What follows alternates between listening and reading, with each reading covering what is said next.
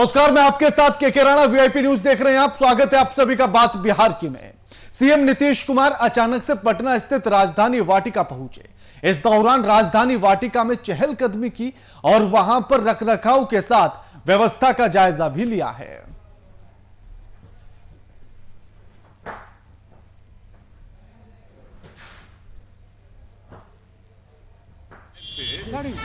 2006 में ही आकर के एक चीज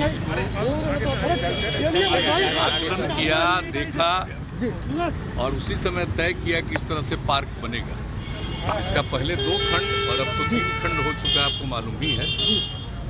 सब इंतजाम किया गया, सारा इसमें वृक्षारोपण और फिर पानी का है, जो पहले तो सिर्फ पानी निकलता था और कुछ नहीं था। और ये बिल्कुल सेक्रेटेरिएट के पास, तो उसी समय हम लोगों ने ये तय किया कि इसका बनेगा। और देखिए, इसका नामकरण हमने किया राजधानी वाटिका, इको पार्क के रूप में जाना। मुख्यमंत्री नीतीश कुमार पटना के एनएमसीएच पहुंचे, जहां कोविड-19 टीकाकरण स्टोर रूम का जायजा लिया गया। मौके पर नीतीश कुमार ने कहा कि इस महीने से बिहार में भी वैक्सीन लगना शुरू हो जाएगा।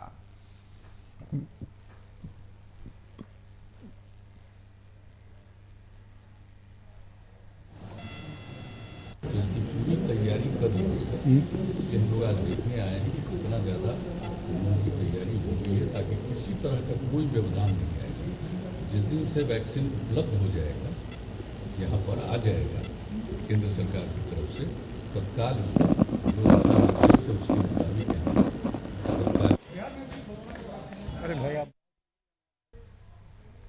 सीएम नीतीश कुमार अस्पताल पहुंचे पटना में, जहां उन्होंने स्टोर रूम का जायजा लिया है और साथ ही उन्होंने इस बात का जिक्र भी किया है कि इस महीने से ही अब टीकाकरण शुरू हो जाएगा, यानी कि वैक्सीन लगनी शुरू हो जाएगी।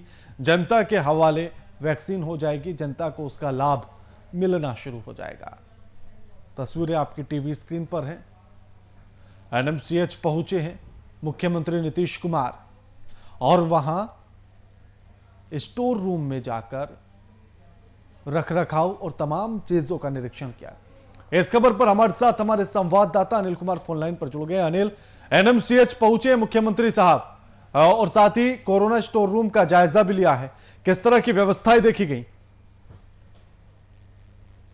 अनिल, आज क्राइम मीटिंग के बाद लगातार उनके दौरों का जो दौर है वो जारी था। इसी कड़ी में वो पटना सूबे के दूसरे सबसे बड़े सरकारी अस्पताल एनएमसीएच पहुंचे, जहां पे वैक्सीन के रख रखाव का भी जायजा लिया है। और वहीं सीएम नीतीश कुमार ने मीडिया से मुखातिब हुए साफ तौर पे ये कहा है कि यहाँ पे रख रखाव का हमने निरीक्षण कर लिया है, यहाँ सभी तरह की व्यवस्थाएं जो है वो मुकर्रर कर ली गई है। हालांकि अभी केंद्र सरकार द्वारा जो है वैक्सीनेशन की तारीखें मुकर्रर नहीं की गई है, लेकिन वहीं मुख्यमंत्री नीतीश कुमार ने साफ तौर पे ये कहा है कि हो सकता है कि 14 तारीख के बाद सभी को वैक्सीनेशन देना शुरू हो जाएंगे। ऐसे में कहीं ना कहीं पूरी तरह से जो है लोग जो है वो संक्रमण मुक्त हो, इसके लिए वैक्सीनेशन की पूरी तैयारियां कर ली गई है। यहाँ की तमाम व्यवस्थाएं अनिल, साथ ही जिस तरह से कहा गया है कि इस महीने से अब वैक्सीन लगना भी शुरू हो जाएगा, तो उसको लेकर क्या कुछ तैयारियां हैं और किस तरह से दिशा निर्देश अधिकारियों को दिए गए? जी बिल्कुल, एनएमसीएच में अगर कहा जाए तो ये सूबे का दूसरा सबसे बड़ा अस्पताल है, जहाँ पे कि सबसे पहले कोरोना के अगर कहा जाए इलाज, तो यहीं पे सभी संक्रमितों को रखा जाता था। ये घनी आबादी वाला क्षेत्र है, जहाँ की व्यवस्थाएं काफी बढ़िया कर दी गई थी। वहीं अगर वैक्सीनेशन के स्टोरेज की अगर बात करें तो एनएमसीएच में परिसर में जो भी बनाया गया है वैक्सीनेशन रख रखाव के लिए, वो काफी वहाँ सुरक्षित माना जा रहा है और काफी वहाँ की व्यवस्थाएं जो है वो दुरुस्त नजर आ रहा है। इसी वजह से कहीं ना कहीं एनएमसीएच में रख रखाव के लिए एनएमसीएच को चुना गया है, जहाँ पे वैक्सीनेशन सुरक्षित माहौल में रहे और लोगों को टीका जो है वो समय पड़ता रहे, जिसके लिए खासतौर पे यहाँ पे व्यवस्थाएं की गई है। जी बिल्कुल, शुक्रिया अनिल आपका हमारे साथ ही तमाम बातचीत करने के लिए।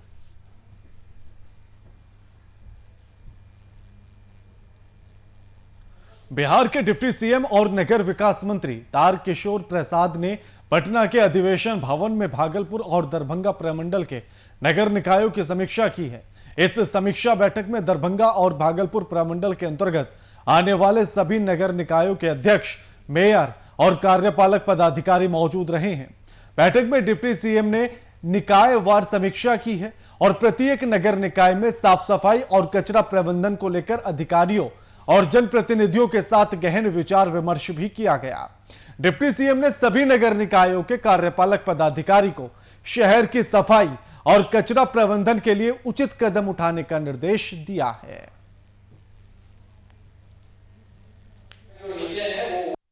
आज बिहार के चौथे एवं पांचवें प्रमंडल की संयुक्त बैठक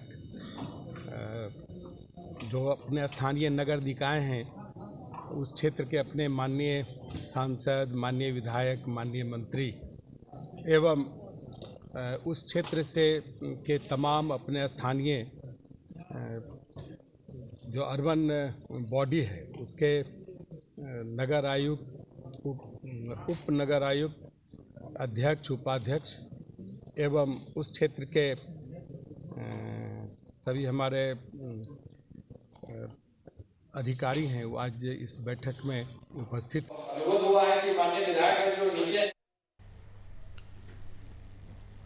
बिहार के मुख्यमंत्री नीतीश कुमार के ड्रीम प्रोजेक्ट 7 निश्चय योजना के तहत चल रहे हर घर जल योजना में लूट मची हुई है। ताजा मामला बिहार के गया का है, जहां ग्रामीण इलाकों में जल मीनार बनाए जाने का कार्य चल रहा है। गया से तकरीबन 45 किलोमीटर दूर स्थित गुरुआ विधानसभा क्षेत्र के बैदा गांव में बन रहे जल मीनार अचानक से ध्वस्त हो गया। बिहार के मुख्यमंत्री नीतीश कुमार के सपनों को भ्रष्ट और लूट में संलिप्त तथाकथित विभागीय अधिकारियों के साथ साथ बिचौलिए और दलाल तोड़ने में लगे हैं। इस जल मीनार के बनने से उम्मीदें जगी थी, अब शुद्ध पेयजल पीने को मिलेगा, लेकिन जल मीनार गिरने के बाद सभी ग्रामीणों का सपना चूर चूर हो गया है।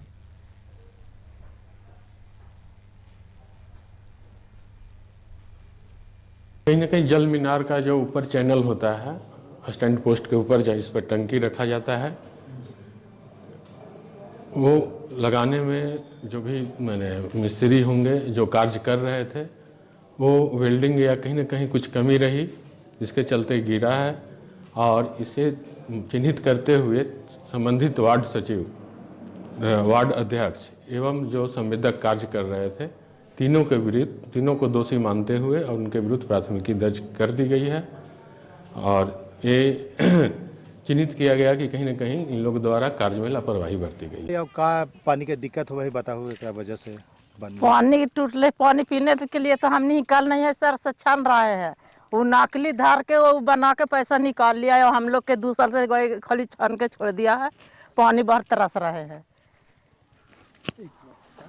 मतलब कार्रवाई कुछ करल जाए, ऐसे ही कहा मैंने के छछना के छोड़ दिया है, खाली ढाई लगा के कि पानी टंकी है ठाड़ करके छोड़ दिए है। हमारा नीतीश कुमार के ऊपर बहुत भरोसा था कि एक हमारे गांव में महादलित गांव में पानी टंकी का सुविधा मिलता, लेकिन ऐसा देखा जा रहा है कि एक दिन भी पानी दलित या महादलित के जनता भी न पी पाए और भ्रष्ट हो गया। हाँ उदय जी बताइए, जो टंकी गिरा है उसके बारे में क्या कहना चाहिए? टंकी पर गिरा उसके बारे में हम कह रहे हैं कि 7 दिन के अंदर में हम कंप्लीट करा देंगे। क्या वजह रहा, क्यों गिर गया ये? वही बेल्डर और कुछ नहीं है। कल से काम भी लगेगा, बेल्डर आवेगा कहीं से, उसको पैसा हम लोग काटेंगे, 1200 से कटवाएंगे। अब 8-7वें दिन हम लोग काम फिनिश करके दे देंगे। मैं यही कहूँगा कि ये जो ध्वज हुआ नल टंकी ये जो है, मैं वही कहूँगा कि इसको बनवाया जाए। जैसे मेरा गांव बेलदार बिघा टोला हुआ बैदा का, और पढ़वारा पंचायत है, थाना गुरुआ है और विधानसभा गुरुआ ही। जैसे कि आप देख रहे हैं कि इसको बनवाया जाए, चाहे कानूनी कार्रवाई करवाया जाए या कुछ भी, इसको हम लोग की यही निर्णय रहेगा कि इसको बनवाया जाए।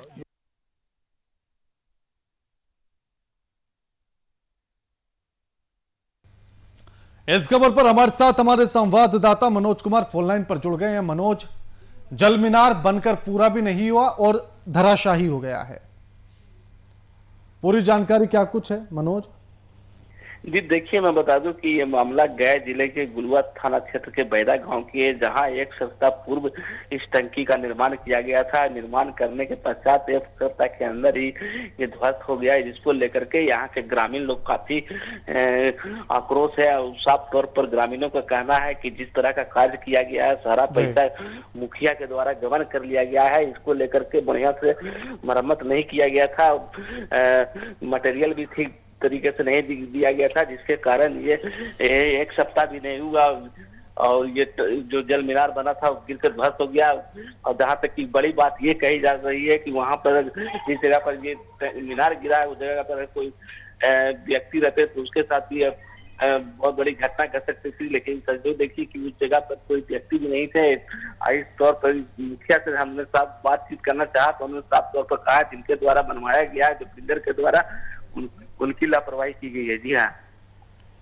क्या ऐसे ही हर घर में जल पहुंचेगा जिस तरह की तस्वीरें ये देखी गई हैं? मनोज जी देखिए, मैं बता दूं कि यहाँ के जो ग्रामीण है उनका जिस समय जब जल मीनार का ये निर्माण किया गया था काफी खुशी का माहौल था उनके चेहरे पर, लेकिन जब जल मीनार गिरने के बाद उन साफ तौर पर यहाँ के ग्रामीणों को कह रहा है कि जल मीनार नहीं रहने से हम लोग काफी दिक्कत हो जाएगी। हम लोग को आशा था कि पानी मिल सकता है, लेकिन अभी पानी की भी काफी दिक्कत है और पानी की भी नहीं मिल सकता है। इस तौर पर जो यहाँ का वीडियो अरुण कुमार है उस साफ तौर पर कहा है कि जिनके द्वारा ये जीर्णोद्धार किया गया था उन 3 लोगों को प्राथमिकी दर्ज की गई है। प्राथमिकी दर्ज करके FIR की गई है, जब कार्रवाई की जाएगी। जी हाँ, शुक्रिया आपका मनोज, हमारे साथ ये तमाम बातचीत करने के लिए।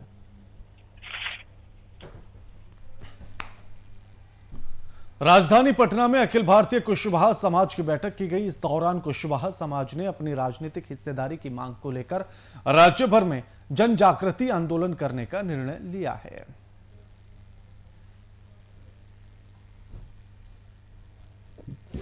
अखिल भारतीय कुशवाहा महासभा की तरफ से बुलाई गई थी, जिसमें अखिल भारतीय कुशवाहा महासभा के राष्ट्रीय अध्यक्ष माननीय GP वर्मा जी के द्वारा प्रदेश कमेटी और जिला कमेटी को तत्काल प्रभाव से भंग कर दिया गया है।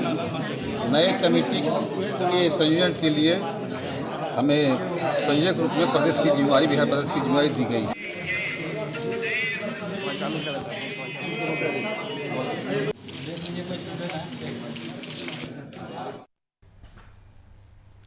समस्तीपुर जिले के दलसिंह सराय में बीते 3 जनवरी को होटल व्यवसायी कौशिक कमल की अपराधियों के द्वारा गोली मारकर जख्मी कर दिया जाने के मामले में नामजद एक आरोपी की गिरफ्तारी के बाद दलसिंह सराय DSP दिनेश कुमार पांडे ने पत्रकारों से बात करते हुए जानकारी दी है।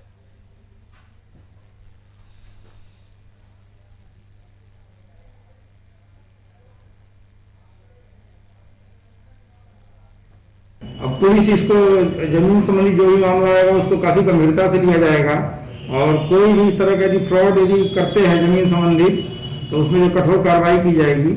और लोगों से अपील है कि अच्छे से और देख करके साफ सुथरा जो है कार्य करें।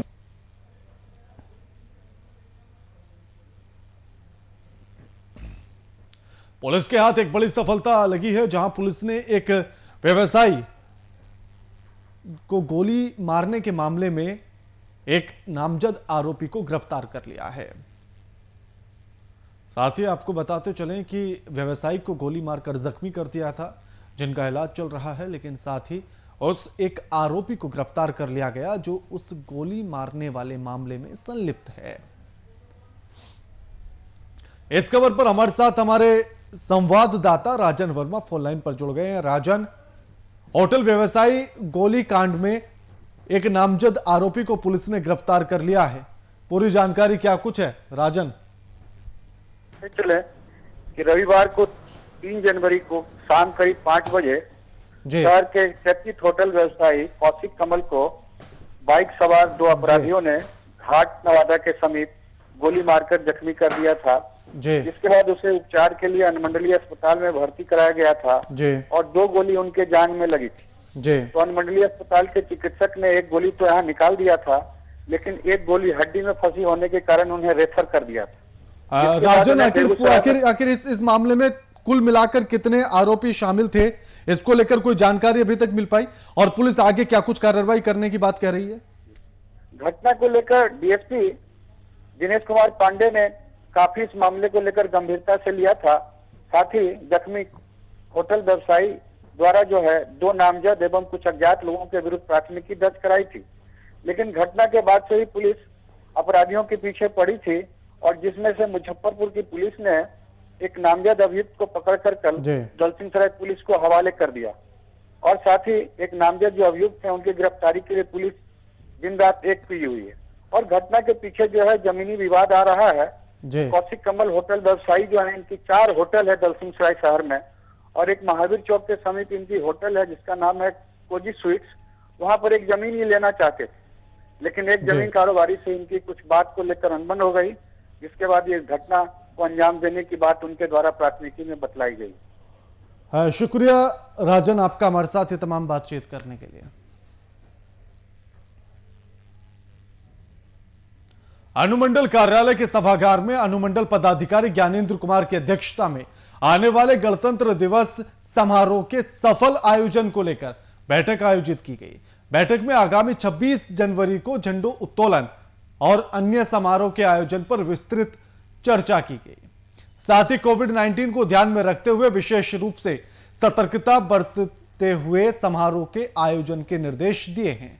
प्रभात फेरी और झांकी के संबंध में विभाग से निर्देश प्राप्त होने पर भूमि सुधार उप समाहर्ता दलसिंहसराय की अध्यक्षता में 3 सदस्यीय कमेटी बनाई गई, जो सरकार के द्वारा जारी किए गए दिशा निर्देश के आलोक में प्रभात फेरी और झांकी का आयोजन करना सुनिश्चित करेगी।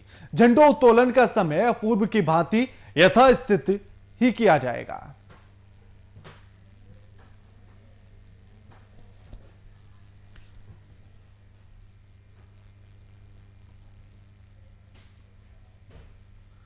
मोकामा के मत्स्य और पशुपालन मंत्री मुकेश सहनी का जोरदार स्वागत किया गया। वहीं वीआईपी कार्यकर्ताओं ने मुकेश नीतीश जिंदाबाद के नारे लगाए हैं।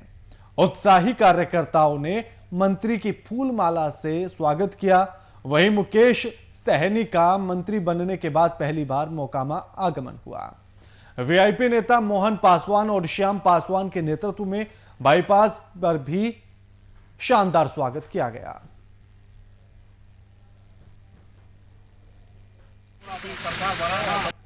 जिंदाबाद मुकेश सहनी, जिंदाबाद मुकेश सहनी।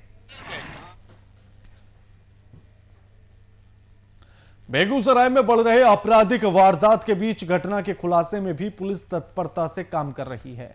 बीते दिन पुलिस पिकअप वैन लूट कांड का खुलासा किया है। सभी अपराधी समस्तीपुर जिले के रहने वाले हैं। इसका खुलासा प्रेस वार्ता में एसपी अवकाश कुमार ने किया है। घटना की सूचना मिलते ही तेघड़ा डीएसपी ओम प्रकाश के नेतृत्व में विशेष टीम का गठन किया गया, जिसके बाद टीम ने तकनीकी सहयोग और गुप्त सूचना के आधार पर मामले का खुलासा करते हुए लूटी गई पिकअप बरामद की है।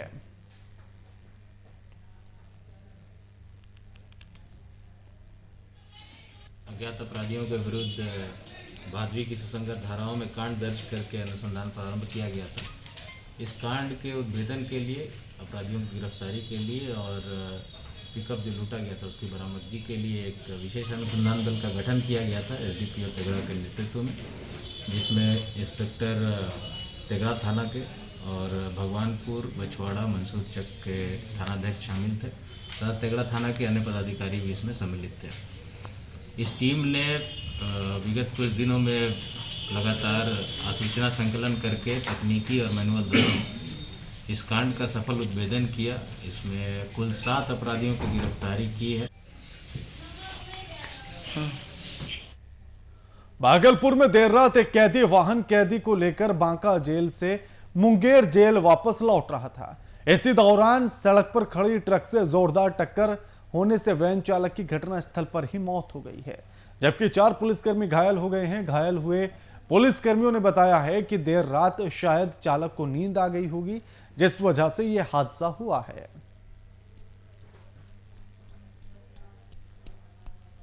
क्या हुआ है? देखिए सर, हम लोग कैदी लेके गए थे मुंगेर जी। तो मुंगेर गए तो वहाँ से कैदी जमा करके लौटे सर जी जी। लौटने के बाद एक होटल रास्ता में मिला, ड्राइवर गाड़ी रोका जी। उस होटल में सर हम लोग चाय पी, जिसको खाना खाना था खाना खाया जी जी। उसके बाद वहाँ से गाड़ी चली सर जी। शंभूगंज में एक चौकीदार को उतरना था, शंभूगंज का था जी। उतर गए सर, तो वहाँ तक तो हम लोग जगह थे। उसके बाद शंभूगंज के बाद पड़ता है रामपुर भरपुर सर जी। उसी जगह आगे एक ट्रक खड़ी थी। ड्राइवर अब सो गया कि क्या हुआ ये हम लोग को पता नहीं सर।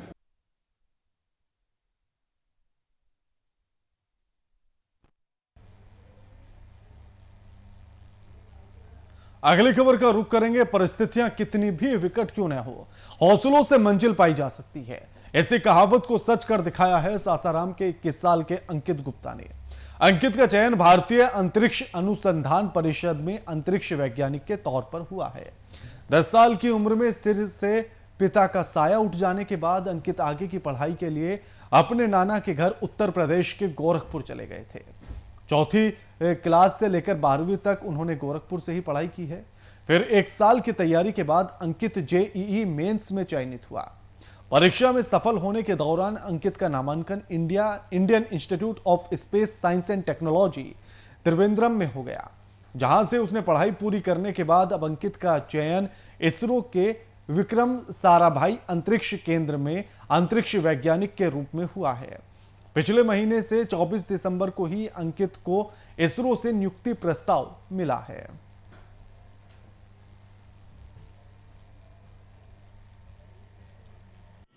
आज के युवा पीढ़ी को बस मैं एक ही संदेश देना चाहूँगा कि आप अपनी रुचि ढूंढिए। आपकी रुचि है किस में? यहाँ पर बहुत सारे ऑप्शंस हैं, medical, engineering, commerce, SSC, journalism, arts, बहुत सारे ऑप्शन हैं। तो आप अपनी रुचि ढूंढिए, उस हिसाब से आप आगे बढ़िए।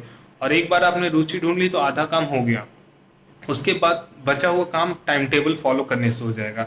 बिकॉज अगर आपने टाइम टेबल अच्छे से फॉलो किया तो आप अपने लक्ष्य को, आप अपने एम को कंप्लीट कर लेंगे। उसका तो इसरो में पहले तो उसके पापा का देहांत 10 साल की उम्र में जब था तभी हो गया, तो इस वजह से कुछ पारिवारिक स्थिति डगमगा गया। तो इसके बाद वह नाना के घर चला गया पढ़ने के लिए 5वीं क्लास से, और वहीं से वो अपना सारा पढ़ाई किया। और वहीं से पढ़ते हुए जेईई मेंस का परीक्षा दिया, फिर एडवांस का परीक्षा दिया, उसी के द्वारा सिलेक्ट हुआ।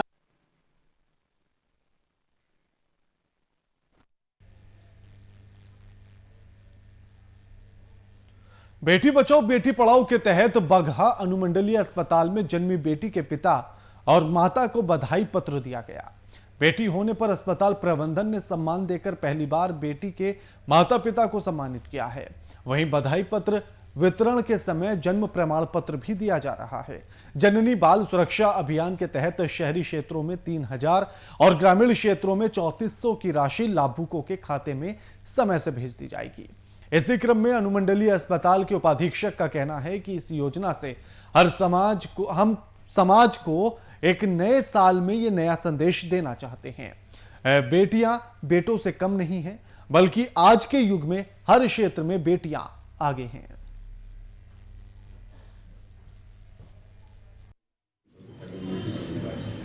सब कुछ है और क्या लिखिए, अभी हम एक बधाई पत्र का यहाँ से शुरुआत करने जा रहे हैं अनुमंडलीय अस्पताल बगहा में, जिसमें कि जितने भी बच्चियाँ जन्म लेंगी उनके माता पिता को एक बधाई पत्र दिया जाएगा, जिसमें कि यह दिया जाएगा जो आपको पुत्री रत्न की प्राप्ति हुई है। अस्पताल प्रशासन की ओर से हम लोग की बधाई है। और साथ साथ बेटी बचाओ और बेटी पढ़ाओ का जो प्रधानमंत्री का ड्रीम है उसको हम लोग पूरा करने में सहयोग कर रहे हैं। सब कुछ है और क्या लिखिए,